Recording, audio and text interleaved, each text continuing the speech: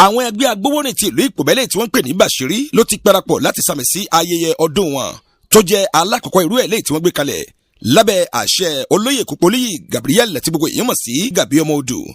àti gbogbo àwọn ikọ̀ eléyìí tí ó ń darí ẹgbẹ́ ọ̀hún pẹ̀lú gbogbo ọmọ ẹgbẹ́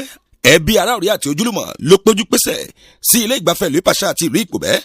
lọ́jọ́ 23 oṣù kejì ọdún 2025 láti sàmì sí ayẹyẹ ọdún wọn fún ìgbà àkọ́kọ́ irú ẹ̀. Lásìkò tó ń sọ̀rọ̀ ẹni ọ̀wọ̀ tí ń ṣe president Súrèjìàn bẹ́ẹ̀ ti ìlú Ìpòbẹ́ bàbá wa Bángólèyàn ló darí ètò àdúrà ní ìlànà ti ìjọ mímọ́ ti Kristi láti ọ̀run wá lẹ́yìn tí wọ́n fi bá gbogbo àwọn tí wọ́n jẹ́ agbóhùnrin yìí sọ̀rọ̀ pẹ̀lú ẹsẹ̀ ìwé tó gbọ̀ngbọ́n láti lè mọ ibi tí ó yẹ kí wọ́n tọ̀ fún àṣeyọrí wọn. Lẹ́yìn tí wọ́n ló wá kan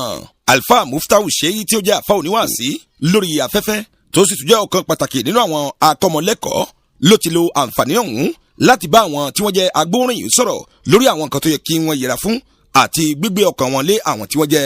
aṣíwájú ẹ̀sìn lọ́wọ́ àti tó lè tìdí ẹ̀yọ̀ láwọn ọjọ́ iwájú. Alhaji Abdulrahman Elekuro ní àsìkò táwọn ń sọ̀rọ̀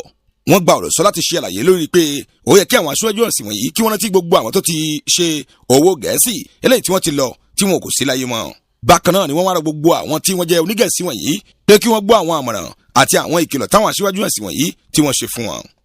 Lásìkò tí bàbá wa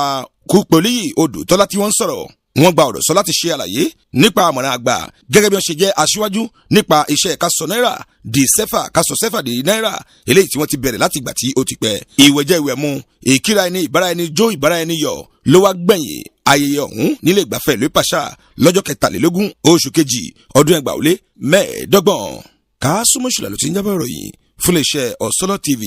Abudu Ọ̀làníjà ló gba àwọn àti àwòrán sílẹ̀. Ọ̀sọ́lọ̀ TV ìmọ́lẹ̀ gbogbo ọmọ ànàgó.